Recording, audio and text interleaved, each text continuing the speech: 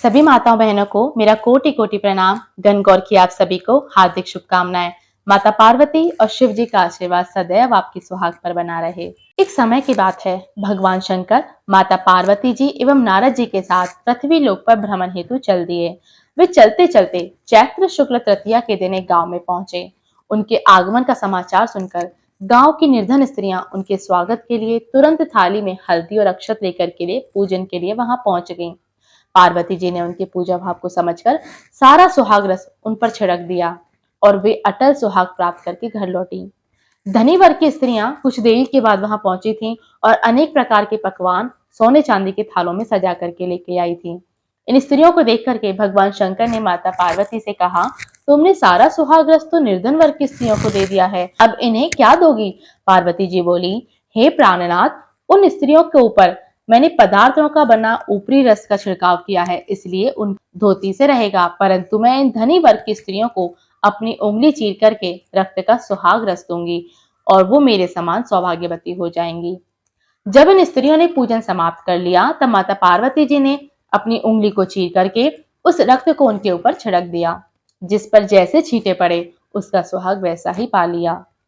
उसके बाद पार्वती जी ने अपने पति भगवान शंकर से आज्ञा लेकर के नदी में वह स्नान करने चली गईं।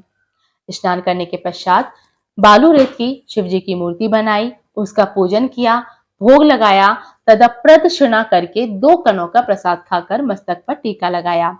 उसी समय उस पार्थिव लिंग से शिव जी प्रकट हुए तथा माता पार्वती को वरदान दिया, आज के दिन जो भी स्त्री मेरा पूजन और तुम्हारा व्रत करेगी, उसका पति चिरंजीवी रहेगा तथा मोक्ष को प्राप्त होगा।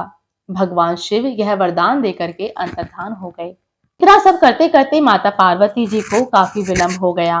पार्वती जी नदी तट से चलकर उस स्थान पर आई जहां पर भगवान शंकर व नारद जी को छोड़ करके गई थी। शिव जी ने विलंब से आने का जब कारण पूछा, तो माता पार्वती जी बोली, मेरे भाई और भावज नदी किनारे मिल गए थे। उन्होंने मुझे दूध भात खाने तथा ठहरने का आग्रह किया, इसी कारण मुझे आने में विलंब हो गया। ऐसा जान करके अंतर्यामी भगवान शंकर भी दूध भात खाने के लालच में नदी तट की ओर चल दिए। माता पार्वती भी मौन भाव से भगवान शिव के पीछे पीछे उनका ध्यान करते हुए चलने लगी और प्रार्थना की, भगवान आप अपनी इस अनन्य दासी की लाज रखना, प्रार्थना करती हुई और उनके पीछे पीछे वह चलने लगी।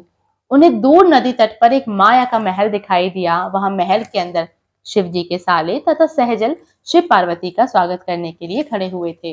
वह 2 दिन वहां ठहरे। तीसरे दिन माता पार्वती जी ने शिव जी से जब चलने के लिए कहा, तो भगवान ने चलने के लिए वह तैयार न हुए। तब पार्वती जी रूठकर अकेली ही वहां से चल दी। ऐसी परिस्थिति को जान भगवान शिव भी माता पार्वती के साथ साथ पीछे पीछे चलने लगे। नारद जी भी साथ चल दिए। चलते चलते भगवान शंकर बोले, मैं तुम्हारे मायके में अपनी माला भूल आया हूँ। माला लाने के लिए जब पार्वती जी तैयार हुई, तो भगवान शिव ने पार्वती जी को ना भेज करके भगवान नारद को वहां भेजा। वहां पहुंचने पर नारद जी को दूर दूर तक कोई महल दिखाई ना दिया और वहां सिर्फ घना जंगल था। सहसा ही एक बिजली कड़क उठी। नारद जी को शिव जी की माला एक पेड़ पर दूर टंगी हुई दिखाई दी। नारद जी ने माला उतारी और शिव जी के पास पहुंचे और उन्हें सारी बात बतलाई। तब शिव जी हंसकर कहने लगे, यह सब माता पार्वती की ही लीला है। इस पर माता पार्वती बोली, मैं भला किस योग्य हूँ, यह सब तो आपकी ही कृपा है। यह सब जान महर्षि नारद जी ने माता पार्वती तथा उनके पतिव्रत प्रभाव से उत्पन्न इसकी प्रशंसा की और माता पार्वती व शिव जी को प्रणाम किया। बोलो राधे राधे।